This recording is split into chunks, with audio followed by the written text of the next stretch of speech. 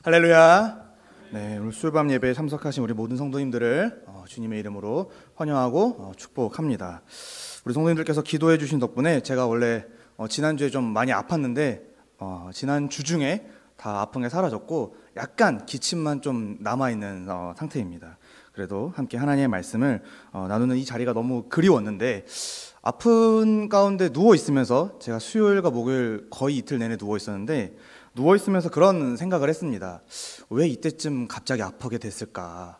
여러 가지 생각이 들었지만 그냥 묵상을 하다 보니까 말씀을 좀 더 잘 준비하라는 하나님의 은혜가 아니었을까? 이런 생각을 갖고 좀 더 말씀을 잘 준비해보고 또 이 자리에 서보게 된 것 같습니다. 어쨌거나 오늘은 로마서 3장의 말씀을 갖고 그런즉 자랑하리요 라고 하는 제목으로 말씀을 증거하도록 하겠습니다. 우리는 계속해서 이 복음에 대해서 살펴보고 있습니다. 특별히 우리는 지난 시간에 갈라디아서 4장의 말씀을 갖고 우리가 입은 이 복음의 은혜가 무엇인지를 함께 살펴봤죠. 바로 하나님께서 예수 그리스도에 대한 믿음으로 우리를 아들의 명분을 얻게 하셨다라는 것이 지난 갈라디아서 4장의 말씀의 핵심이었습니다. 우리는 본래 하나님이 정하신 때까지 다 죄의 권세 아래에 있던 자들입니다. 하나님이 주신 법을 하나님을 대적하는 일에 사용하던 극악무도한 죄인이 바로 저와 우리 성도님들이었죠. 바로 예수님을 믿기 전에 우리가 그러한 자들이었습니다. 쉽게 말해서 죄를 따라서 하나님의 법을, 하나님의 창조 질서를 마음대로 해석하고 적용하여 하나님의 명예를 훼손하고 하나님의 주권을 강력하게 거부했던 것이 바로 우리들이었습니다. 하나님은 그런 우리를 위해 때가 되어 2000년 전에 그의 아들이신 예수님을 이 땅에 보내어 주셨죠. 그리고 그 아들을 십자가에 피 흘려 죽게 하심으로써 우리를 죄와 사망의 그 모든 권세로부터 속량해 주셨습니다. 바로 그 아들의 죽음을 대가로 우리를 죄와 사망으로부터 온전히 자유하게 만들어 주신 것이지요. 그래서 우리는 더 이상 죄가 시키는 대로 사는 것이 아니라 당당하게 죄의 권세에 맞서 싸워 이길 수 있는, 그래서 하나님께 능히 순종할 수 있는 그런 아들이 되었다라는 것이 바로 이 복음의 은혜인 것입니다. 다만 모든 사람이 이 혜택을 누리는 것은 아닙니다. 오직 하나님의 아들이 십자가에 피 흘려 죽으셨다라고 하는 사실을 믿는 자만이, 그래서 기독교는 믿음의 종교죠. 믿는 자만이 이 자유를 누리게 되는 것입니다. 더욱이 그 믿는 자는 자유할 뿐만이 아니라 하나님의 아들의 명분을 얻어서, 이전까지는 죄의 노예였는데, 종이었는데 이제는 하나님의 아들이라고 우리가 불려져서 약속대로 하나님 나라의 복락을 누리게 되는 것이다. 바로 이것이 우리가 믿는 이 복음의 은혜입니다. 정리하지만 하나님은 죄로 인해서 하나님 나라에서 쫓겨났던 죄인들, 바로 우리들을 자기 아들의 죽음을 통해서 다시 하나님 나라에 들어오게끔, 다시금 하나님의 아들이라 일컬음을 얻게끔, 다시금 우리를 의인이라고 불러주시도록 아들을 통해 그 은혜를 허락해 주셨습니다. 이것은 하나님께서 구약시대에 여러 모양으로 그리고 여러 번 약속하신 것이고 마침내 하나님께서 정하신 때가 되어 그 정하신 방법대로 반드시 실제로 이루어진 하나님의 구원의 역사의 한 사건이 바로 이 십자가 사건입니다. 그래서 우리 기독교는, 우리 교회는 십자가 중심이어야 한다라는 것이 여기에 의미가 있는 것이지요. 이처럼 우리를 향한 하나님의 계획은, 구원의 계획은 가장 완벽한 때에 그리고 가장 완벽한 방법으로 이루어졌습니다. 이를 통해서 우리가 믿는 하나님이 얼마나 전능하신가, 우리가 믿는 하나님이 얼마나 신실하신 분이신지를 우리는 깨닫게 되는 것이지요. 이 십자가 하나의 사건에 나타난 하나님의 그 놀라운 성품과 속성과 능력과 신실하심이 전부 드러나게 되는 것입니다. 그리고 그 십자가의 목적은 바로 저와 우리 성도님들의 구원에 있었습니다. 바로 우리를 위한 사건이 십자가였던 것이지요. 그럼 우리는 어때야 합니까? 우리는 우리를 위해 십자가를 준비하신 하나님 한 분을 집중해야 합니다.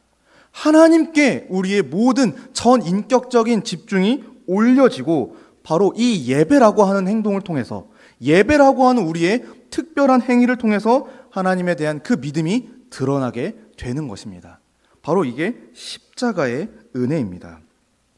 오늘은 이렇게 믿음으로 아들이다, 의인이다 라고 불리우게 된 우리, 우리가 하나님 앞에 어떻게 반응해야 하는가에 대해서 조금 더 집중해 보고자 합니다. 그래서 앞에 본론의 내용은 이제 우리가 받았던 이 복음의 은혜를 정리해야 하는 시간으로 갖고, 뒤에 결론 부분에 가서 우리가 이 반응, 하나님께 그럼 어떻게 우리가 집중해야 할까, 어떻게 우리가 하나님을 예배해야 할까에 대해서 조금 더 길게 나누는 그런 시간으로 활용해 보고자 합니다. 어쨌거나 먼저 이 시간 우리가 받은 은혜를 다시 한번 좀 확인해 보는 시간을 갖도록 하겠습니다. 먼저 오늘 본문을 보시면 27절에 그런즉 자랑할 데가 어디냐, 있을 수가 없느니라. 무슨 법으로냐, 행위로냐, 아니라 오직 믿음의 법으로니라. 그러므로 사람이 의롭다 하심을 얻는 것은 율법의 행위에 있지 않고 믿음으로 되는 줄 우리가 인정하노라 라고 바울이 기록하고 있습니다. 하나님이 정하신 구원의 방식은 다른 무엇도 아닌 믿음입니다. 믿는 자가 구원을 받는 것이죠. 성경은 아담 이후에 모든 사람이 하나님 앞에 설 수 없는, 가까이 나아갈 수 없는 극악무도한 죄인이라고 선언을 합니다. 사도 바울 역시 이 로마서를 기록을 할 때 로마서 1장 18절부터 3장 19절까지 바로 그러한 우리의 죄인됨을 설명해 주고 있지요. 이 세상에 존재했거나 존재하거나 또 존재할 사람 중에 누구도 스스로 하나님께 가까이 나아갈 자가 없습니다. 우리는 태어나는 그 순간 하나님 앞에 죄인이라고 낙인이 찍힙니다. 왜냐하면 우리의 전 인격이 죄에 오염되었고 죄로 인해 부패했기 때문입니다. 그래서 우리는 죄인으로 태어나서 죄인으로 생활해 나가는 것이죠. 생각하는 것마다, 마음에 품는 것마다, 행동하는 것마다 다 하나님이 진노하고 형벌하셔도 마땅한 죄인이 바로 우리 인간입니다. 한편으로 사람들은 나름대로 선을 행합니다. 그래서 자신이 의로운 자라는 것을 입증해 보이려고 하는 것이죠. 도덕적으로, 윤리적으로 좀 이 사회의 통념에서 괜찮다고, 선하다고, 착하다고 여겨지는 그런 일들을 해 나감으로써 자기 자신을 의로운 자라고 입증해 보려고 합니다. 그러나 그런 방식으로는 하나님이 정하신 이 의의 기준에 절대로 못 미춥니다. 이 세상에서 열심히 살아도 죄인입니다. 단 하루를 살아도 죄인입니다. 1시간을 살더라도 우리는 1시간만큼 충분한 죄인이 됩니다. 그것이 우리 인간의 실정이죠. 왜냐하면 하나님의 의라고 하는 것, 하나님의 기준이라고 하는 것은 완전하기 때문에, 또 완벽하기 때문에 하나님이 요구하시는 것에 우리의 생각과 마음과 행동은 절대로 미칠 수가 없습니다. 그야말로 하나님의 의라고 하는 것은 완전 무결입니다. 그러나 우리는 어떻게 살더라도 결점이 남습니다. 우리는 어떻게 생각하고 우리는 어떻게 마음을 품더라도 이 생각과 마음과 그리고 우리의 손과 발과 입술에 하나님이 싫어하시는 죄가 가득할 뿐인 것이지요. 따라서 하나님으로부터 의롭다 여김받기 위해서, 바꿔 말하면은 우리가 하나님 나라에 들어가기 위해서는 반드시 하나님이 정하신 기준과 방법을 따라가야만 합니다. 우리가 제 아무리 이렇게 살면 좋은 거지, 이렇게 살면 의롭겠지, 선하겠지라고 말을 해도 그것은 우리의 입장이고 하나님이 보시기에 완벽한 기준과 방법이어야 합니다. 그래서 우리가 하나님께 잘못한 것이죠. 사실은 우리가 하나님께 잘못한 것이기 때문에 하나님이 제시하시는 화해의 방법, 하나님이 제시하시는 화평의 방법으로만 우리가 하나님과 가까워질 수가 있는 것입니다. 그리고 하나님이 정하신 그 방법, 바로 구원의 길이라고 하는 것은 오직 믿음입니다. 그래서 믿음으로 의롭다 여김 받는다, 믿음으로 구원에 이른다 라고 성경이 증언하는 것입니다. 누구도 이렇게 하나님이 정하신 믿음의 방식이라는 것을 무효하거나 바꿀 수가 없습니다. 어떤 사람들은 이 성경의 가르침을 이해하지 못합니다. 왜 내가 하나님이 정하신 방식을 따라야 합니까? 나는 내가 원하는 대로, 내가 생각하는 기준대로 나름 착하게 살면 괜찮을 것 같은데 당신이 무엇라고, 성경이 무엇라고 왜 나에게 그렇게 엄격한 기준을 제시합니까? 나는 그것을 따르지 않겠습니다. 이렇게 말하는 사람들이 많습니다. 단순히 불신자뿐만이 아니라 우리 신자들 중에서도 이렇게 생각하는 사람들이 있는 것이죠. 이것은 현재 우리가 처한 현실을 전혀 모르기 때문에 나타나는 반응입니다. 지금 이 하나님이 우리 죄인들에게 내려질 하나님의 형벌, 하나님의 진노가 얼마나 심각한 것인지를 모르기 때문에 우리가 나름대로 노력한다고 그게 해결된다고 생각하는 것이죠. 그러나 하나님이 구원의 수단으로서 믿음이라고 하는 것을 정하신 데에는 이유가 있습니다. 바로 우리와 같은 연약한 죄인들을 위해서 하나님이 믿음을 정하신 것이지요. 그래서 믿음이라고 하는 것은 하나님이 우리를 위해 준비하신 특별한 은혜입니다. 왜 그런가 살펴보면은 우리는 앞서 설명했듯이 전인격적으로 우리의 구석구석은 죄의 영향을 받았습니다. 그래서 구원에 있어서 하나님의 통치에 있어서 하나님의 주권에 있어서 완전히 무지하고 무력한 자들이 우리 죄인입니다. 그래서 하나님이 펼치신 자연 만물을 통해서도 하나님을 조금도 깨닫지 못하는 것이 우리 인간들이죠. 그런 우리가 어찌 하나님께 가까이 나아갈 수 있겠습니까? 보는 것마다 죄이고 생각하는 것마다 죄이며 마음에 품는 것마다 죄이며 행동하는 것마다 죄인데 우리가 어찌 행하는 것이 하나님께 의가 되겠고 거룩이 되며 선이 되겠습니까? 오히려 우리가 선하게 살면 살수록 우리는 더 형벌이 무거워집니다. 우리가 거룩하게 살면 살수록 하나님의 죄의 그 크기는 더 커질 뿐인 것이죠. 그러니까 죄인인 우리가 스스로 무언가를 해낸다는 것 자체가 말이 안 되는 것입니다. 따라서 하나님은 우리가 당신께 가까이 갈 수 있는 방법을 하나님 자신이 제시해 주셨습니다. 그리고 모든 사람이 그 방식대로 구원에 이르기를 원하셨죠. 그게 믿음입니다. 그러므로 모든 사람은 하나님이 준비하신 이 은혜의 방식, 믿음, 오직 믿음으로만 의롭다 하심을 받아야만 합니다. 하나님은 우리의 무지함과 무능력함, 그리고 우리의 그 더러움을 너무나도 잘 아셨기 때문에 이 믿음이라고 하는 방식을 특별히 준비해 주신 것이지요. 그래서 하나님의 방식으로 구원을 받는 것은 하나님 당신을 전적으로 100% 의지하는 겸손을 의미합니다. 자신의 교만을 버리고 오직 겸손으로 하나님의 구원에 참여하는 것, 이것이 바로 성경에서 종종 특별히 시가서라고 불리는 시편과 잠언에 나오는 겸손이라고 하는 주제가 바로 이 내용입니다. 겸손이라고 하는 것은 단순히 도덕적으로 우리가 상대를 높이는 그런 정도가 아니라 나를 내려놓고 하나님을 의지하는 것이 바로 겸손입니다. 구원을 시작함에 있어서 또 구원을 이뤄나감에 있어서 또 그 구원을 완성해가는 그 모든 과정에서 내가 아니라 하나님 당신을 의지하는 것, 하나님이 제시하신 방법과 그 길을 온전히 쫓아 살아가는 게 겸손인 것입니다. 바로 하나님은 그러한 겸손으로 구원받기를 원하신다라는 것이 27절과 28절을 통해 알 수 있는 내용입니다. 29절과 30절을 읽어보도록 하겠습니다. 하나님은 다만 유대인의 하나님이시냐? 또한 이방인의 하나님은 아니시냐? 진실로 이방인의 하나님도 되시느니라. 할례자도 믿음으로 말미암아 또한 무할례자도 믿음으로 말미암아 의롭다 하실 하나님은 한 분이시니라. 그래서 하나님은 율법의 행위가 아니라 오직 믿음으로 의롭다 여김 받기로 하나님의 아들이 되도록 하나님 나라에 들어가도록 정하셨습니다. 그런데 이 방법은 유대인과 이방인, 할례자, 무할례자를 구분짓지가 않습니다. 그 사람의 어떠한 조건과 상관없이 하나님은 오직 하나의 방법, 믿음으로 의롭다 여김을 받게 하신다라는 것이 29절과 30절의 내용입니다. 29절에 보시면은 유대인과 이방인이라고 하는 인물이 등장합니다.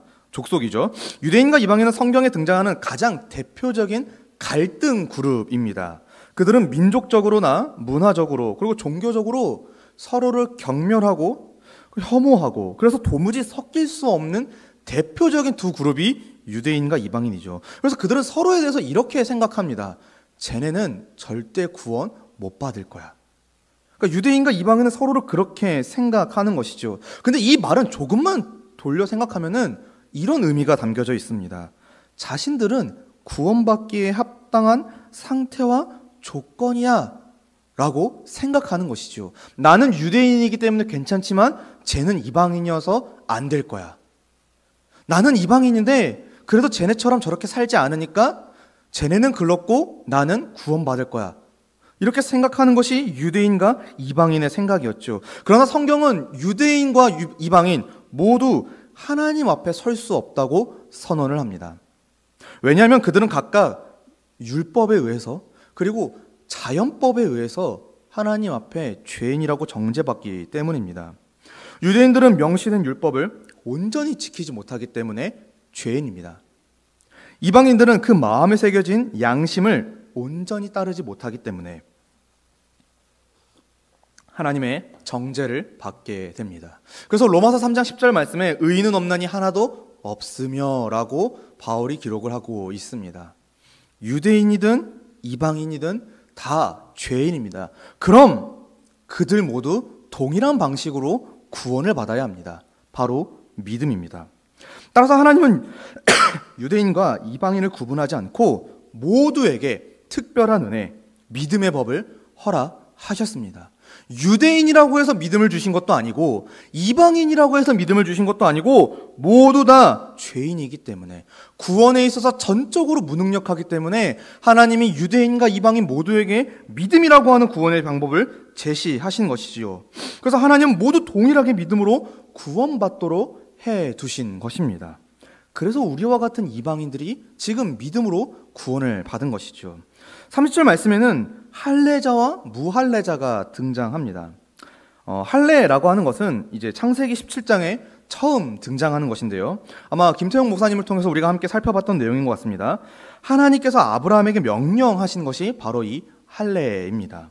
이때 하나님이 할례를 받게 하신 것은 그러니까 아브라함과 아브라함의 후손이 하나님의 언약에 참여하였음을 구분짓게 하기 위해서 하나님이 명령하신 것입니다. 그러니까 하나님의 언약 백성이 되었다라는 것을 증명하는 표징이 할례인 것이죠. 단 우리가 오해하지 말아야 할 것은 할례는 표징에 불과합니다. 그 자체가 은혜가 아니고 그 자체가 언약이 아니라고 하는 것이죠. 이처럼 할례라고 하는 것은 사람의 구원 여부를 결정짓는 조건이 아닙니다.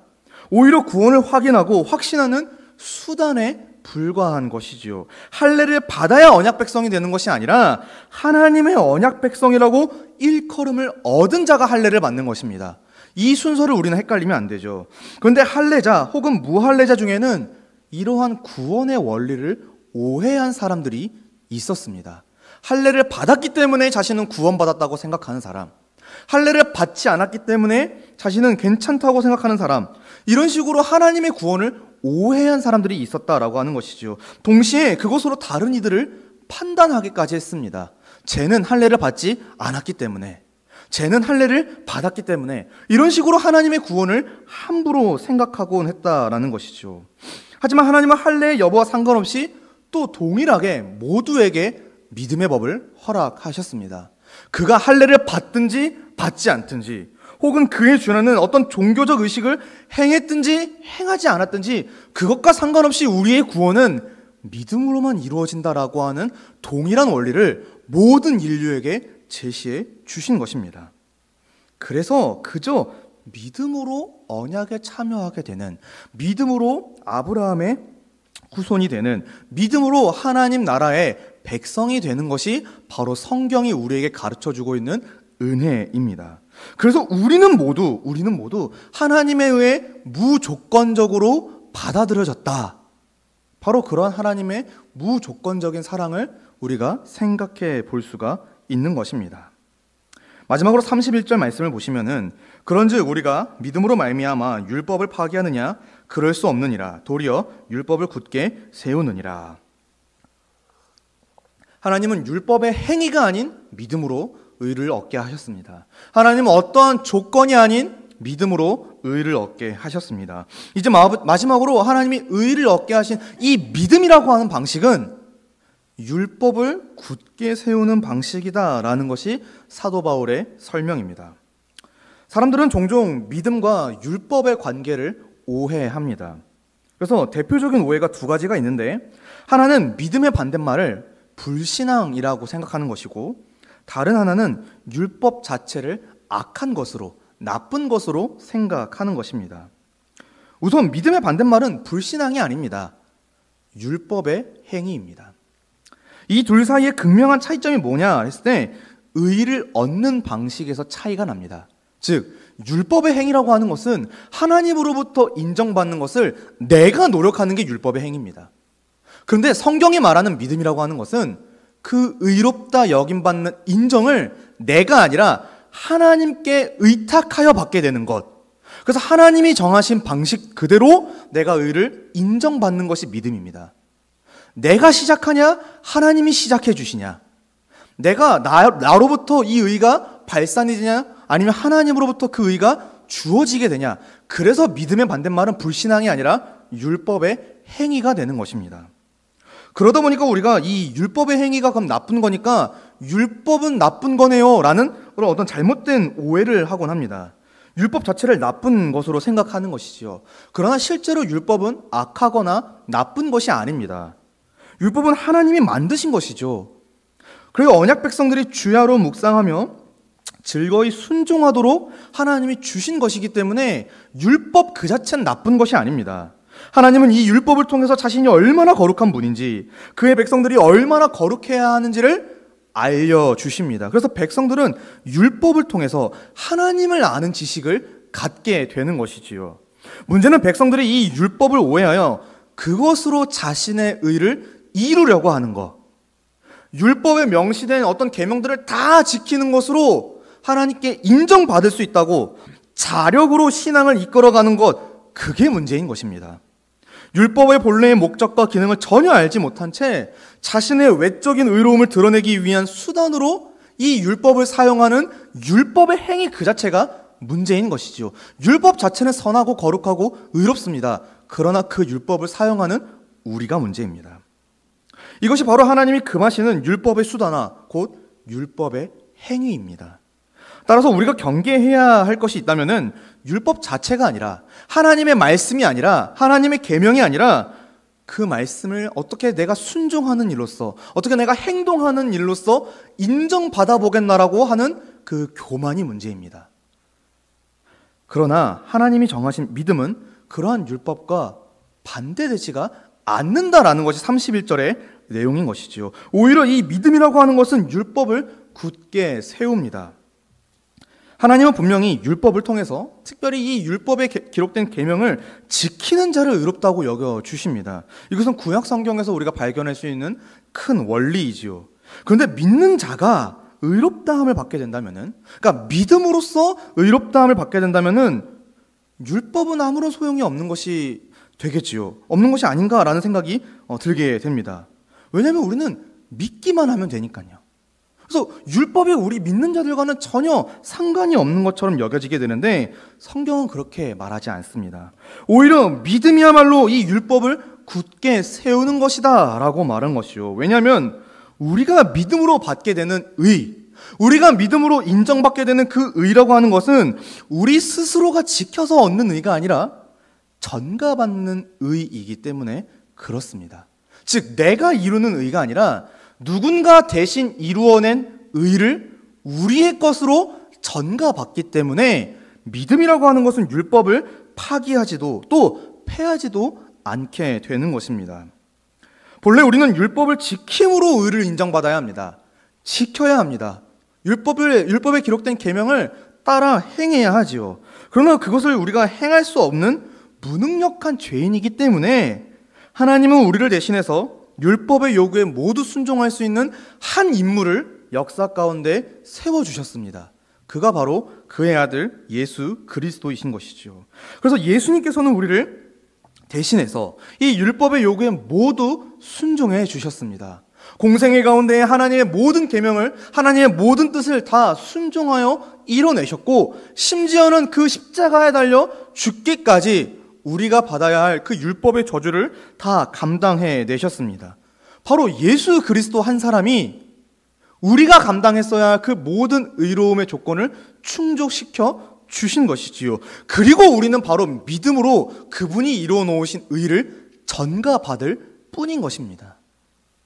따라서 믿음은 율법을 파기하지 않습니다. 율법을 폐하지도 않고 율법과 멀어지지도 않습니다. 도리어 예수 그리스도에 대한 믿음으로써 이 율법이 굳게 세워지게 되는 것이지요. 예수 그리스도께서 순종하신 일과 성취하신 그 일에 그 의가 단지 믿음이라고 하는 수단을 통해서, 믿음이라고 하는 통로를 통해서 우리에게 전가가 되어집니다. 그러니 우리는 예수 그리스도를 통해서 율법을 성취한 자가 되는 것이지요.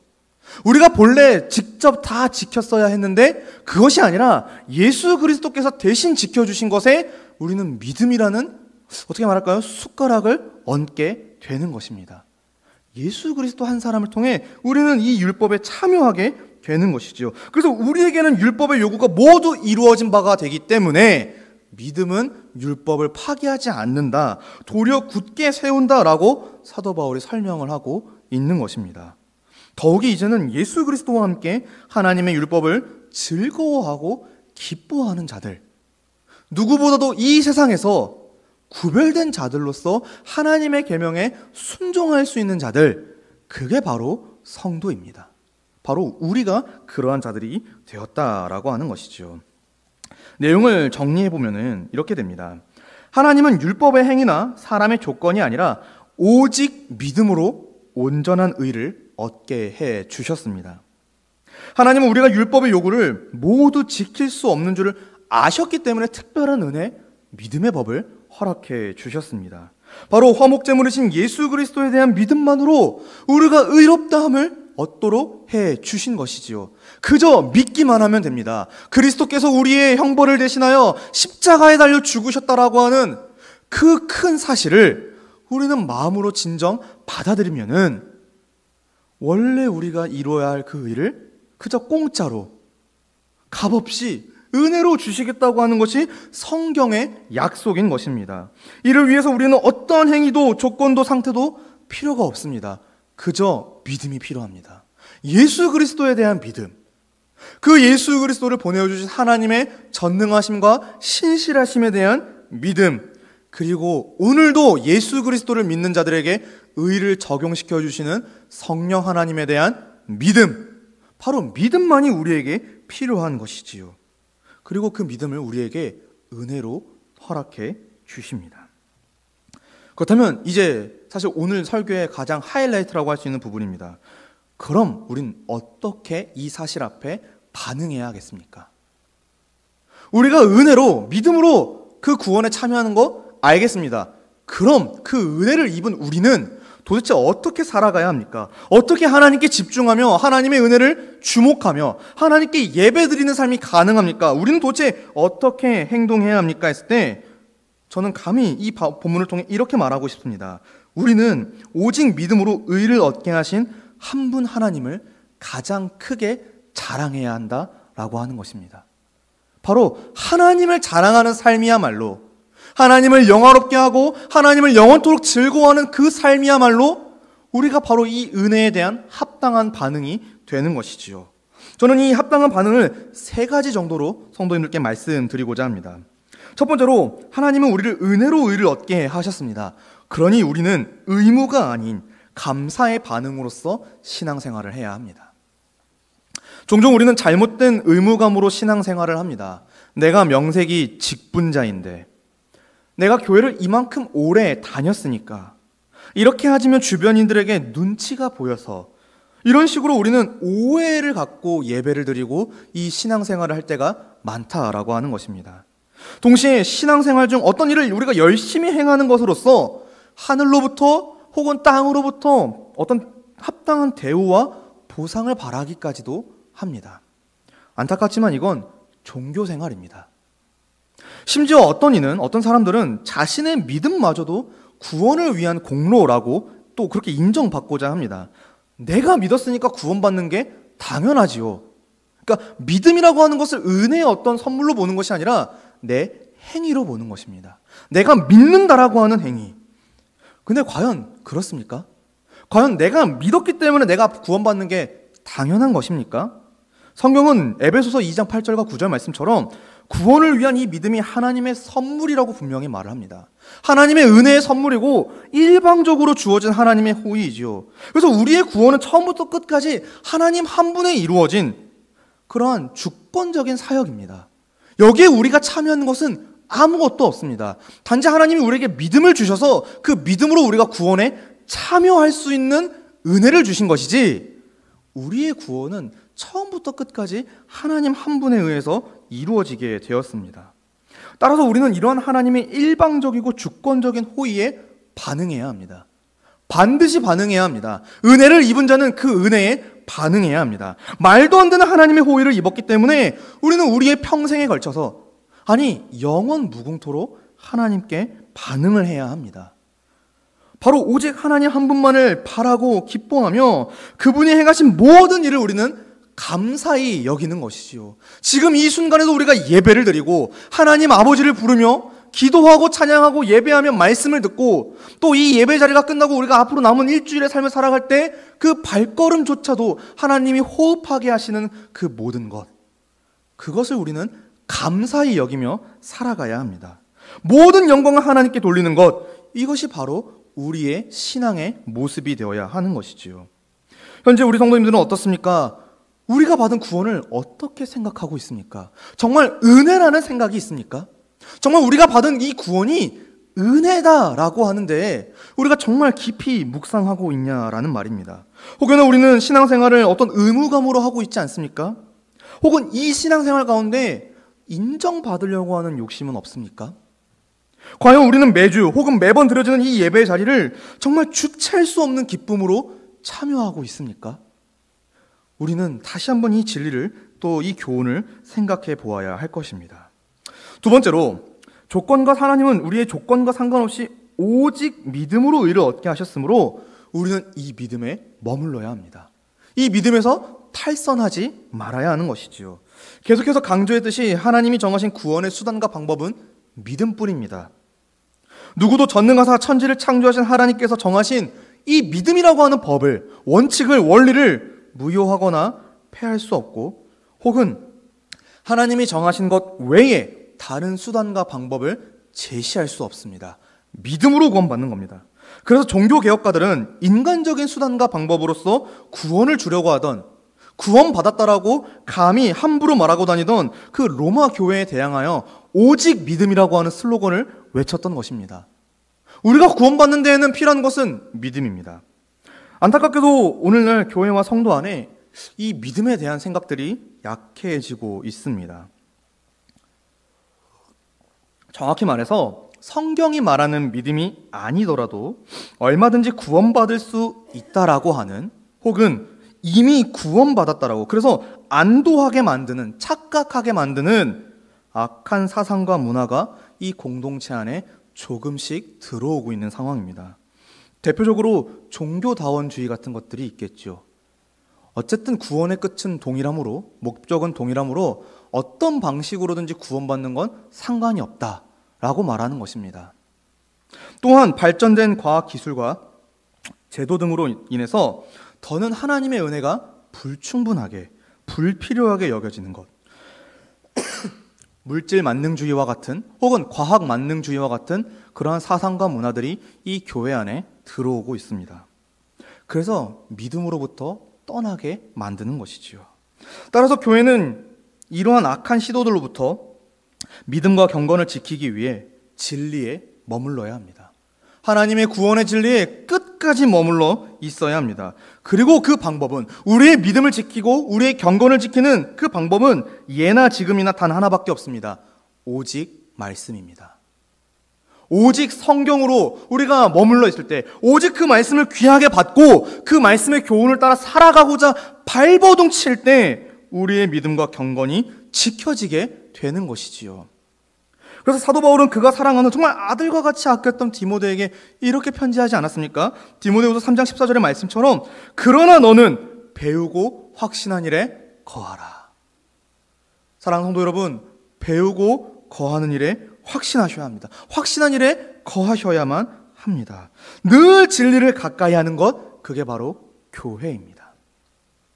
과연 우리는 어떻습니까? 성경에 기록된 이 예수 십자가 복음에 대한 믿음만으로 구원받는다라는 것을 확신하고 있습니까? 혹시나 은연중에 말씀만으로는, 믿음만으로는 안 된다라고 하는 잘못된 생각을 우리 품고 있지 않습니까? 우리는 믿음을 지키기 위해, 내 경건을 지키기 위해 얼마나 노력하고 있습니까? 혹은 안도하고 있지 않습니까? 내가 이만큼 신앙생활 했으니 괜찮을 거야. 사랑하는 성도님들, 어쩌면 그게 이 믿음으로부터 멀어지는 가장 빠른 지름길일지도 모르겠습니다. 마지막 세 번째입니다. 하나님은 우리 가운데 온전히 성취된 의를 얻게 해 주셨습니다. 그러니 이제 우리는 성경에 명시된 모든 뜻에 기쁨으로 순종해야 합니다. 신자는 더 이상 율법의 어떠한 요구를 지켜서 구원에 이르는 게 아닙니다. 왜냐하면 언약의 중보자이신 예수 그리스도께서 우리 한 사람 한 사람을 대신하여 그 율법에 온전히 순종하셨기 때문입니다. 그리고 그 그리스도께서 이루신 온전한 의를 믿음을 통하여 성령에 의해서 우리가 전가받았기 때문에 우리는 단지 믿기만 하면 됩니다.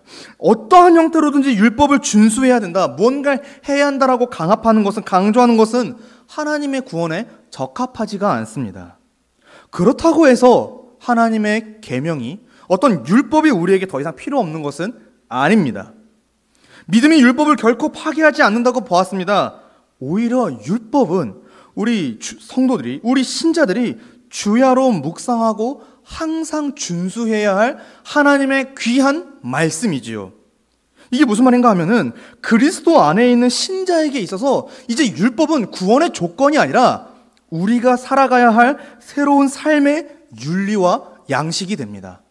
우리가 구원을 받기 위해서 말씀을 지키는 게 아니라 우리가 구원에 이르기 위해, 하나님 나라에 들어가기 위해 하나님의 계명을 준수하는 것이 아니라 이미 하나님 나라에 들어온 자이기 때문에 그 법도를 따라 살아가야 한다라는 것이지요. 우리는 이미 정체성이 변화된 자들입니다. 우리는 이미 새로운 백성들이고 하나님 나라에 속한 자들입니다. 그래서 하나님 나라의 원리를 따라 살아가야 한다라고 하는 것입니다. 따라서 그리스도 안에 있는 모든 신자는 율법에, 더 나아가 성경 전체에 기록된 하나님의 거룩한 법에 기쁨으로 순종해야 합니다. 구원을 받기 위해서가 아니라 이미 구원을 받은 자로서 그 말씀에 순종을 해야 하는 것이죠. 하나님의 법에 순종하는 것이야말로 우리가 하나님 나라를 누리는 제일 되는 원리입니다. 무엇보다도 하나님은 우리가 순종하도록 필요한 모든 은혜를 성령을 통하여, 그리고 이 시대에 성경을 통하여 우리에게 부어주고 계십니다. 그럼 우리는 성령을 의지하여 기도하고 우리에게 가까이 있는 이 말씀을 부지런히 살필 때 말씀에 순종하는, 그래서 하나님의 의로운 백성으로 살아갈 수가 있게 되는 것입니다. 사랑하는 성도 여러분, 오늘 우리는 어떻습니까? 오늘 하루를 살아가는 동안에 하나님의 말씀을 얼마나 기억하고 그 말씀에 순종하기를 얼마나 애쓰셨습니까?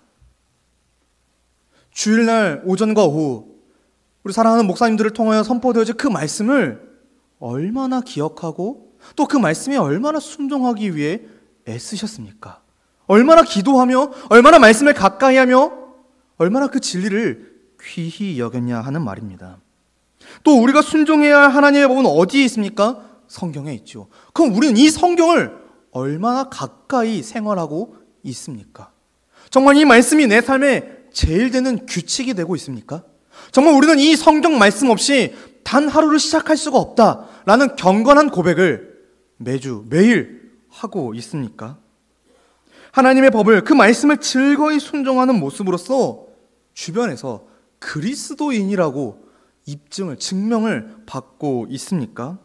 우리는 과연 그리스도인입니까?